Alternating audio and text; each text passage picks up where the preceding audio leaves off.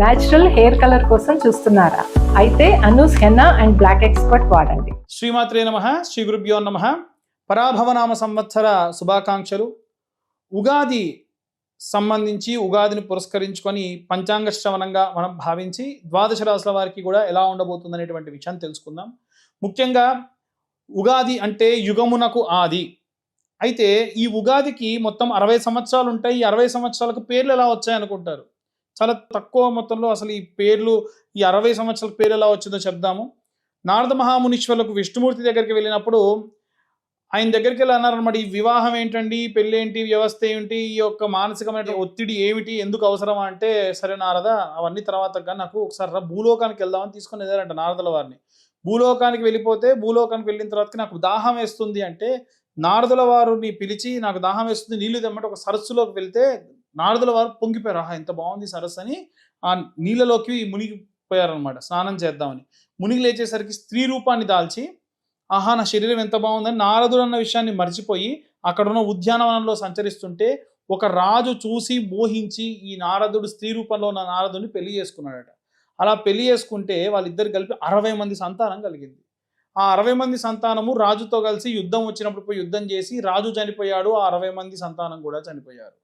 అప్పుడు నారదులు ఆ చితాభస్మం మీద పడి ఏడుస్తుంటే అప్పుడు విష్ణుమూర్తి వచ్చి చెప్పాడు, ఏటి నారదా ఇక్కడున్నావు, తెలిసిందా ఇప్పటికన్నా వైవాహిక జీవితం అంటే ఏమిటి, మానసిక ఒత్తిడి అంటే ఏమిటి అని అప్పుడు రియలైజ్ అయ్యారు.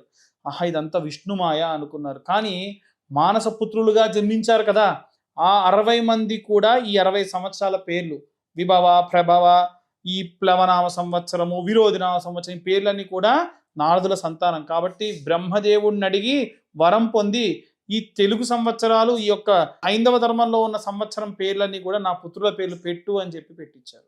అలా ఆ సంవత్సరాల పేర్లు వచ్చి అందుకే యుగమునకు ఆది, యుగానికంటే యుగాలు పుట్టించకంటే ముందే ఈ ఉగాది అనేటువంటిది ప్రారంభమయ్యింది.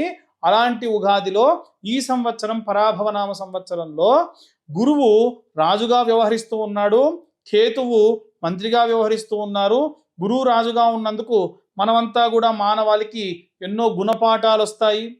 రాజ్యాలు రాజులు కొట్టుకున్నప్పటికీ మనకు ప్రత్యేకమైన గుణపాఠం, ఎందుకంటే గురువు ఎప్పుడు కూడా శిక్షించి మరీ మనకు గుణపాఠాన్ని ఇస్తాడు. కాబట్టి అన్ని రాష్ట్రాల వారికి అన్ని గుణపాఠాలు ఈ సంవత్సరం అవుతాయి. కేతువు మంత్రిగా ఉన్న కారణం చేత వాతావరణంలో మార్పులు, మంచి ఎండాకాలం విపరీతమైన వర్షాలు పడవచ్చు, మంచి వర్షాకాలం విపరీతమైన ఎండలో ఉండొచ్చు. అలాగే బంగాళాఖాతానికి దగ్గరగా ఉన్నటువంటి తీరంలో ఉన్నటువంటి వారు చాలా జాగ్రత్తగా ఉండాలి. ఆ తీరంలో ఉన్న కెరటాల వల్ల అధికమైనటువంటి జన సంచారానికి ఇబ్బంది కలిగే అవకాశం ఉంది. వాయు రూపంలో వచ్చేటువంటి, అంటే మనం కరోనా సమయంలో ఏదైతే గాలిలో తిరిగి వచ్చినటువంటి రోగములు వచ్చాయో ఈ సంవత్సరం కూడా అలాంటివి వచ్చే అవకాశం ఉంది. ఎందుకంటే కేతు మంత్రిగా వ్యవహరిస్తున్న కారణం చేత. ఇంతే కాకుండా ఈ సంవత్సరంలో ఒక దేశం ఇంకో దేశం మీద విపరీతమైన యుద్ధాన్ని ప్రకటించడం వల్ల భారతదేశంలో కూడా కొన్ని చోట్ల కొంత మేరకు ఆర్థిక సంక్షోభం రావచ్చు. మనందరం కూడా బిగ్ డాడీ అనుకుని వ్యవహరించేటువంటి అమెరికా లాంటి వాళ్ళు కూడా చాలా దీనమైన పరిస్థితికి రావచ్చు. మనం 2003 సంవత్సరంలో లేదా 2000 సంవత్సరంలో ఎలా అయితే ఇబ్బంది పడ్డామో అలాగే విపరీతమైన రెసిషన్ రావచ్చు. అమెరికా నుంచి చాలా మంది వలసగా ఇండియా కూడా వచ్చే అవకాశం కనిపిస్తూ ఉంది.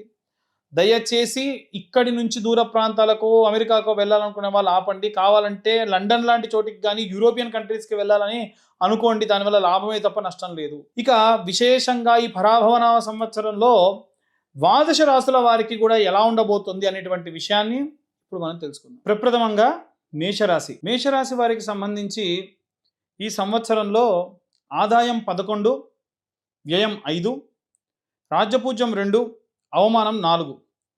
ఆర్థికంగా పెట్టుబడులు లాభప్రదం కావచ్చు, చాలా లాభంలో ఉంటారు. ఉద్యోగ రంగానికి సంబంధించి పదోన్నతి కూడా వీరికి సూచిస్తూ ఉంది. అలాగే వీరికి ఆర్థిక పరమైనటువంటి పెట్టుబడులు ఏవైతే ఉంటాయో మేనేజ్మెంట్కి సంబంధించి వీరు కాకుండా వీరి పేరుతో, వీరి యొక్క బ్యాంక్ అకౌంటింగ్స్తో అన్ని పెట్టుబడులు పెట్టడం చాలా మంచి లాభం చేకూరుతుంది. అలాగే సంతానానికి సంబంధించిన సౌఖ్యము, అంటే సంతానం కోసం ఎదురు చూస్తున్న వారికి సంతానము, అలాగే వివాహం కోసం చూస్తున్న వారికి కూడా అనుకూలమైన కాలం. ప్రథమార్థం ద్వితీయార్థం రెండూ కూడా వీరి విషయంలో అనుకూలంగా ఉంది. కాస్త చెప్పాలంటే ఏలిననాటి శని ప్రభావం ఇంకా పూర్తిగా ప్రారంభం అవ్వలేదు కాబట్టి ఒకసారి పూర్తిగా ప్రారంభమయ్యే లోపే వీరికి అన్నీ కూడా ఇచ్చేటువంటివి ఇస్తున్నారనమాట. ఒకసారి వీరికి వచ్చిన తర్వాతకి ఆపాదించబడ్డ తర్వాతకి ఇబ్బందులు ఎదుర్కోవాల్సిన అవసరం ఆ తర్వాతి కాలంలో ఉంటుంది. అలాగే ఆరోగ్యానికి సంబంధించిన విషయానికి వస్తే రక్తపోటు, తలనొప్పికి సంబంధించిన విషయంలో చాలా జాగ్రత్తగా ఉండాలి. ఏదైనా సరే సమస్యపై మీరు మాట్లాడుతున్నప్పుడు చాలా ఆలోచించి మాట్లాడాలి, లేదంటే ఆ సమస్య గురించి మాట్లాడుతున్న వారందరూ కూడా ఇబ్బంది పడతారు. మేషరాశి వారికి సంబంధించి విశేషంగా రాహుగ్రహ, కేతుగ్రహ, కుజగ్రహ సంభావితమైనటువంటి హోమం చేయించడం మంచిది. ప్రత్యేకంగా శరవణ భవాయ విద్మహే కార్తికేయాయ ధీమహి తన్నో స్కంద ప్రచోదయాత్ అన్నటువంటి మంత్రంతో వీరికి హోమం చేయడం మంచిది. ఆంజనేయ స్వామి ఆరాధన, ఆంజనేయ స్వామి వారికి చేయించినటువంటి సింధూరార్చన చేయించి తీసుకొని వచ్చినటువంటి సింధూరము పెట్టుకోవడం వల్ల వీరికి విశేషమైనటువంటి లాభం కూడా గోచరిస్తూ ఉంది. ప్రతి మంగళవారం వీలైతే ఆంజనేయ స్వామి దర్శనం చేయండి, జంటనాగుల దర్శించుకోండి, వీలైతే జంటనాగులకు అభిషేకం చేయండి, జంటనాగులకు ప్రదక్షిణ చేయండి, ఆంజనేయ స్వామికి కూడా ప్రదక్షిణ చేయండి. అలాగే సుబ్రహ్మణ్యేశ్వర స్వామికి సంబంధించి కరావలంబ స్తోత్రం వినండి, సుబ్రహ్మణ్యేశ్వర స్వామికి సంబంధించి భుజంగ స్తోత్రం కూడా వినండి, సుబ్రహ్మణ్యేశ్వర స్వామికి సంబంధించి అష్టకం కూడా వినండి. ఇవన్నీ కూడా మీరు ఏ పూజలు ఏ హోమాలు చేయించుకోకుండా చేసేటువంటి రెమెడీస్. వీటితో పాటు ఎరుపు వర్ణంలో ఉన్నటువంటి దుస్తులు ధరించడం మంచిది. మంగళవారం నాడు అమావాస్య దినములలో లేదా మంగళవారంతో కూడినటువంటి అమావాస్య వచ్చినప్పుడు లేదా అమావాస్య దినములలో మీ మాటలు మీ నియంత్రణలో ఉండాలి. మాట ఒకవేళ ఆ రోజున పొరపాటుగా మాట్లాడితే అది చాలా పెద్ద గొడవకు దారి తీసే అవకాశం ఉంటుంది. జీవితంలో మీరు చాలా కోల్పోయే అవకాశం కూడా ఉంటుంది.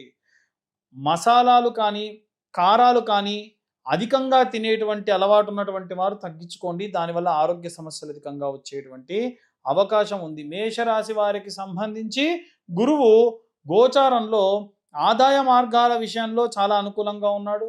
శని ప్రభావంతో చూస్తే కృషి చాలా అధికమవుతుంది.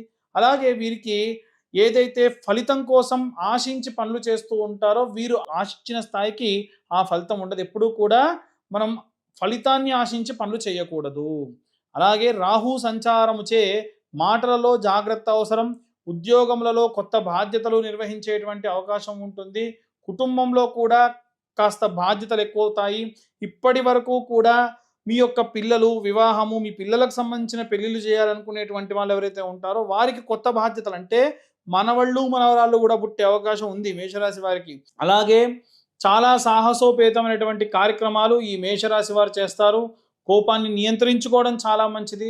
వీరి కోపం వల్ల ఈ సంవత్సరంలో వీరి కుటుంబంలో ఏదైనా భారీగా నష్టం రావచ్చు. దయచేసి మీ యొక్క కోపము, మీ తొందరపాటుతనము, మీరు తొందరపడి మాట్లాడేటువంటి మాటల వల్ల చాలా ఇబ్బంది పడవచ్చు. చాలా జాగ్రత్తగా ఉండండి. అసలు ఈ సంవత్సరంలో పాపగ్రహ సంచారములు కానీ లేకుంటే అగ్నితత్వ రాశులకు సంబంధించిన వాళ్ళైతే చాలా జాగ్రత్తగా ఉండాలి. ఎందుకు నేను పదే పదే చెప్తున్నానో ఆలోచించండి. అలాగే ఆరోగ్యం పట్ల శ్రద్ధ వహించండి. ప్రతి మంగళవారం వీలైతే ఉపవాస దీక్ష చేయండి. అలాగే హనుమత్ ఆరాధన చేయడం మంచిది. కుటుంబంలో ఎవరికైనా సరే ఎవరికి కొంచెం ఆరోగ్యం బాగాలేకుండా ఉన్నా, ఎవరైనా ఏదో తెలవని ఒక చిన్న తప్పు చేస్తున్నారు, మీకు చెప్పట్లేదు, దాస్తున్నారు అని తెలిసినా ఇమీడియట్గా మీరు అలర్ట్ అవ్వండి. లేకుంటే పిల్లల విషయంలో ముఖ్యంగా వాళ్ళు చేదాటిపోయే అవకాశం ఉంటుంది. చిన్న పిల్లలు ఏమవుతుందిలే, ఇలాంటి ఇబ్బందులు ఏమీ ఉండవు అనేటువంటి ఎట్టి పరిస్థితుల్లో వీరు అనుకోకూడదు. విద్యార్థులు ముఖ్యంగా ఎవరైతే విద్య అభ్యసించేటువంటి వాళ్ళు ఎవరైతే ఉన్నారో పరిశోధనా రంగంలో విజయం సాధించేటువంటి అవకాశం ఎక్కువగా ఉంది. గృహిణులు మానసిక ప్రశాంతత అవసరము. ఆడవాళ్ళు ఎవరైతే ఉన్నారో వాళ్ళు మానసికమైనటువంటి ప్రశాంతత ఎక్కువగా ఉండాలి. చేతి వృత్తులు చేసేటువంటి వాళ్ళు ఏదైనా సరే ఎవరితో అయినా సరే అగ్రిమెంట్స్ కుదిరించుకొని మీ చేతి వృత్తులకు సంబంధించి లాక్ అయిపోతారు. అయినా సరే పర్వాలేదు, గతం కంటే మీరు బాగానే ఉంటారు. రాజకీయ నాయకులు ఎవరైతే ఉంటారో వాళ్ళు తెలవకుండానే ఏదో స్కామ్లో ఇరుక్కునే అవకాశం ఉంది. చాలా జాగ్రత్తగా ఉంటే మంచిది. సినిమా రంగానికి సంబంధించినటువంటి వారు ఎవరైతే ఉన్నారో అసలు వాళ్ళు చేయాలనుకున్నటువంటి సినిమా లేదో వాళ్ళు చేయాలనుకున్నటువంటి ప్రాజెక్ట్ కాకుండా అస్సలు ఎక్స్పెక్ట్ చేయనటువంటి ప్రాజెక్ట్లో పనిచేయాల్సినటువంటి పరిస్థితి ఉంటుంది. మీరు వీలైనంత వరకు మీ పరిధి మెయింటైన్ చేసుకుంటూ ఉంటే మంచిది. మొత్తానికి మేషరాశి వారికి సంబంధించి వీరు నియంత్రణలో ఉంటే అధికమైనటువంటి లాభమే కనిపిస్తూ ఉంది.